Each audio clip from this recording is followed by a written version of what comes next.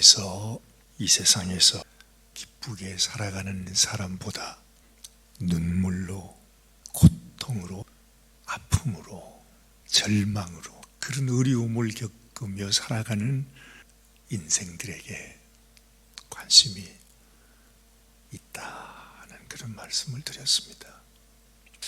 정말 하나님의 마음은 그러신 것 같아요. 하나님 앞에 너무너무 악한 인생이 되어서 하나님의 뜻을 살지 못하고 죄악 가운데 넘어진 인생이지만 하나님의 마음은 그런 인생, 고통받는, 정말 버림받을 수밖에 없는 그런 인생에게 하나님도 왜 그런 인생이 좋겠습니까? 왜 그런 인생에 마음을 두고 싶으시겠습니까마는 그러나 하나님의 마음은 어찌할 수 없이, 이게 부모의 마음이죠. 그래서 저는 이 말씀, 오늘 우리가 어제 베냐민 지파에 대해서 읽었는데 오늘 8장 말씀을 통해서 이 베냐민 자손들에 대해서 하나님이 다시 우리에게 소상하게 소개를 해주고 있는 것입니다. 12지파 중에서 이제 어려움이 생겼잖아요. 그 르호보암의 그 어리석음 때문에 그 이스라엘 백성들이 무슨 죄가 있겠어요? 여로보암이라고 하는 지도자를 만나서 2지파만 남고 10지파가 우리가 다윗과 무슨 상관이 있느냐 그러면서 떠나갔다 했습니다. 그게 북이스라엘입니다. 10지파가 떠나갔습니다. 근데 사실은 가만히 생각해 보면 그 유다 지파만 남고 나머지 11지파가 다 떠나가야 되는데 유다의 이 2지파, 남유대 지파가 유다와 베냐민이라 그랬단 말이지. 이 베냐민이 나는 못 가겠다. 너희들은 다 배반하고 다윗을 버리고 다 가니까 말이죠. 그건 뭐 당연히 그러면 우리도 가야 되는 거라고 생각할 수도 있었는데 이 베냐민 지파는 우리는 갈 수 없다. 우리는 유다 지파와 함께 하겠다 하고 남아있는 겁니다. 우리는 그저 당연하게 여기지만은 이게 아주 특별한 일이죠, 사실은요. 왜 그랬을까? 다른 지파는 다 떠나가는데 아무리 그래도 우리는 유다 지파를 떠날 수 없다고 하면서 남은 지파가 베냐민 지파였다 하는 것입니다. 이 베냐민 지파가 옛날부터 아주 장사들이 많이 나온 지파라고 합니다. 야곱이 12아들들 가운데 막내잖아요. 이 베냐민에 대해서 예언을 할 때에 그 베냐민 지파는 앞으로 이 사람들에게 아주 사나운 그리고 전쟁을 하는 그런 예언을 한 적이 있었어요. 정말 그래서 그런지 이 베냐민 지파는 우리가 어제도 봤지만은 특별히 아주 용사들이 많았다. 그리고 이 베냐민 지파에게는 그동안 참 너무 가슴 아픈 사연이 또 많았습니다. 우리 지난번에 사사기 공부를 할 때 마지막에 그런 얘기가 있었잖아요. 한 레위 사람이 자신의 그 사건으로 인해서 그 베냐민 땅의 그 지파에 있는 악한 사람들이 세상에 그 악한 일을 저지름으로 인해서 온 이스라엘 모든 지파와 베냐민 지파가 전쟁을 하게 됐잖아요. 그래서 그때 베냐민 지파가 완전히 아무리 장사가 많다고 해도 용사들의 지파라고 해도 어떻게 그 모든 다른 지파와 함께 전쟁을 해서 이 베냐민이 이길 수 있었겠습니까? 완전히 멸망을 당했죠. 얼마나 많은 사람들이 죽임을 당했는지 남자가 씨가 말려지게 되어서 여자들이 시집을 갈 수 없을 정도로, 그러니까 그 지파의 명맥이 완전히 끊어지게 되는 그런 아픔이 있었다는 거죠. 그런데 그때 이제 그 이스라엘 다른 지파가 우리가 좀 너무 심했다, 이제 이래가지고 이제 그들에게 이 베냐민 지파가 그 명맥을 이어갈 수 있도록 그렇게 했던 사실을 우리가 기억하고 있습니다. 그런 사연이 있었다는 거죠. 야베스가 그런 고통을 받았다 했습니다. 또 어제는 우리가 에브라임 그 아들 중에서 두 아들을 잃어버리는 아픔을 하나님께서 그 아픔을 달래주시고 원수를 갚아주기 위해서 결국 그 에브라임의 아들을 통해서 여호수아를 주셨다, 그 말씀도 했습니다. 사실 우리가 이렇게 족보를 보면서 한눈에 보니까 그런 일이 있었구나 하는 것을 그래도 발견이라도 할 수 있죠. 전혀 알 수 없는 일입니다. 어떻게 이런 일을, 어떻게 하나님이 이런 일을 행하실지 어떻게 알겠습니까? 하나님이 야베스라고 하는 사람을 소개해 주시니까 하나님께서 그 고통의 인생을 살아간 야베스에게 이런 은혜를 주셨구나 하는 것을 우리가 알게 되는 거죠. 족보로 우리에게 소개해 주지 않으면 어떻게 그걸 알게 되겠어요? 또 성경에서 베냐민 지파가 이런 고통 겪었던 지파였다는 사실을 우리가 그렇구나. 그러니 아마도 베냐민 지파도 자기들의 마음속에 예전에 우리가 그런 아픔이 있었는데 아마도 그 마음속에 우리가 모두가 다 떠나가는 이러한 상황 속에서 우리만큼은 유다 지파와 함께 남아있자, 우리가 오히려 유다 지파를 지켜주는 지파가 되어주자, 그런 생각을 한 것이죠. 그걸 보면 참 우리가 넘어지고 쓰러지고 죄를 짓고 하나님 앞에 망나니 짓을 하게 된 그것도 합력해서 하나님께서 선을 이루어 가시는 걸 보는 겁니다.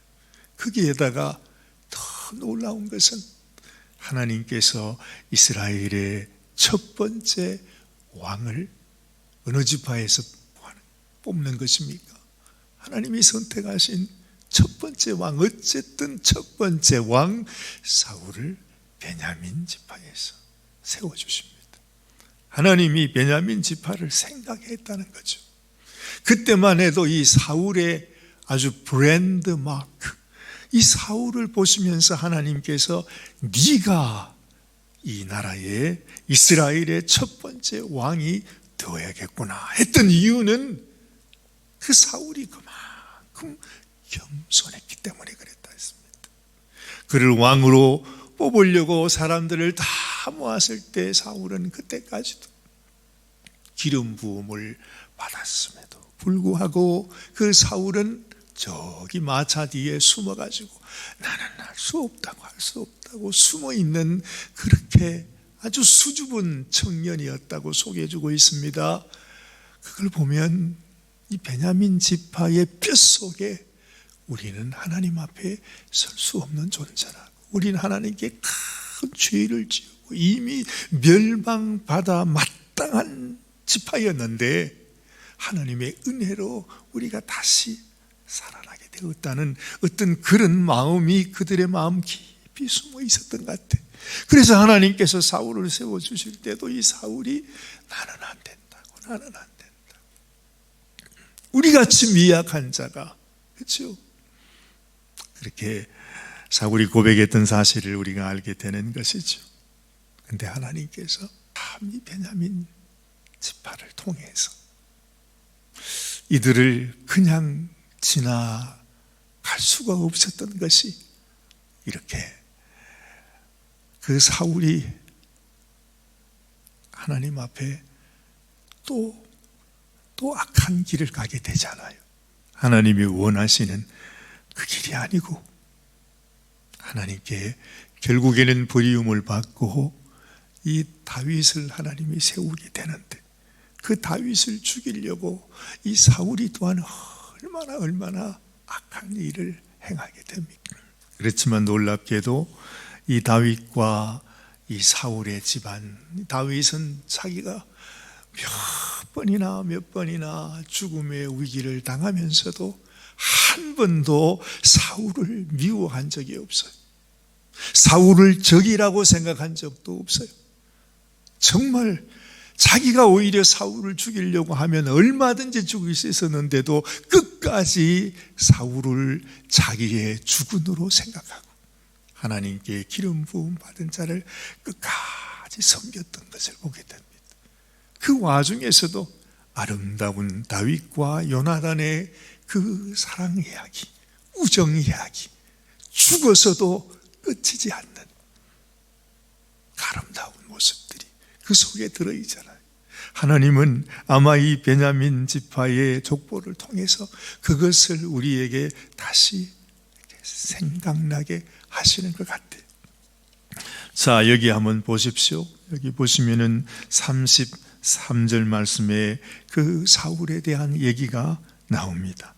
다른 아무 얘기가 적혀져 있지 않습니다. 이름만 나오고 있습니다만은 하나님께서 그 베냐민 지파 가운데 이렇게 일하시고 계시다는 사실을 소개하고 있죠. 자, 33절, 내일은 기스를 낳고 기스는 사울을 낳고 사울은 요나단과 말기수아와 아비나답과 에스바를 낳았으며 요나단의 아들은 머릿바알이라. 머릿바알은 미가를 낳았다. 그렇죠? 여기 나오는 머릿바알이 누구냐 하면 우리가 잘 아는 바로 머비보셋. 다윗이 그 아들을 다시 살려서 오늘 여기에 그 아들들을 통해서 후손이 계속해서 이렇게 되는 것을 보게 되는 것입니다.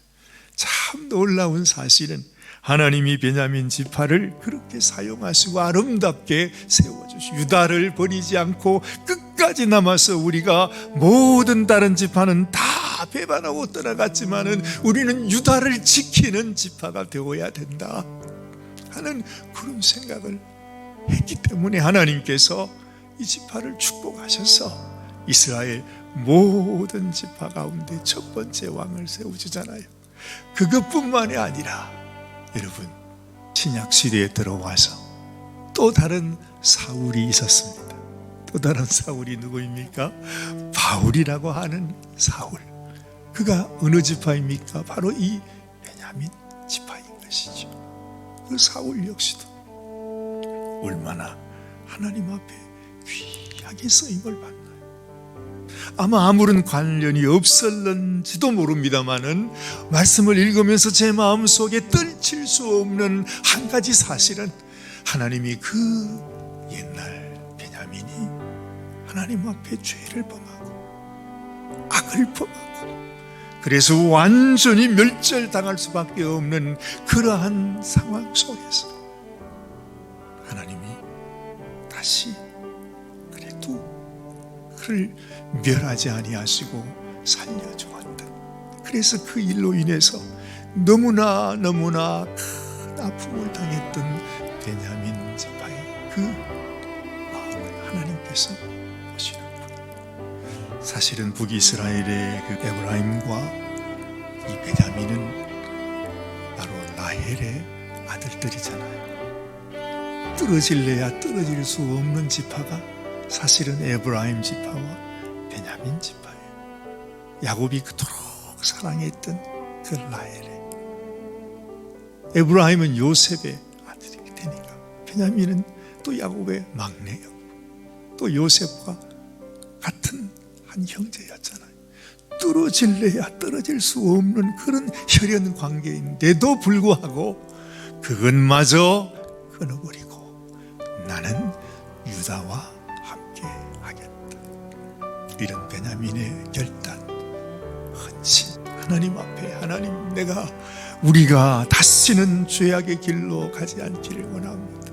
마치 이 레위가 하나님 앞에 그렇게 참 망나니 같은 인생이었지만은 이스라엘 백성들이 금송아지를 지어놨을 때 그때 모세가 너희 가운데 여호와께 속할 자는 내게로 나오라 했을 때에 이 레위 자손들이 가장 먼저 나아가서 그것으로 인해서 이 레위가 하나님 제사장 지파가 되는 축복을 받잖아요. 그것처럼 지금 이 베냐민 지파는 이 마지막 이 다윗의 왕국이 깨어질 때 그때 내가 유다와 함께 하면서 이 지파를 지키겠습니다 했던 그런 베냐민 생각하면서 우리가 다시 한번 마음에 생각하게 되는 것입니다. 하나님 앞에 하나님이 기억하시고 하나님이 축복하시고 하나님 당신의 뜻을 따라 순종하는 길이 어떤 길이겠는가? 하나님이 기뻐하시는 인생은 어떤 인생이겠는가? 이런 사람, 이런 지파, 이런 마음을 하나님이 귀하게 여기시는구나. 하나님이 얼마나 이 베냐민 손들을 귀히 여겼으면 그의 기록을 이 두 장에 걸쳐서 이 족보가 이제 마무리가 되어가는데 그 마지막 클라이막스로 베냐민 지파를 우리에게 소개해 주고 계시는구나 하는 것을 알게 되는 것입니다.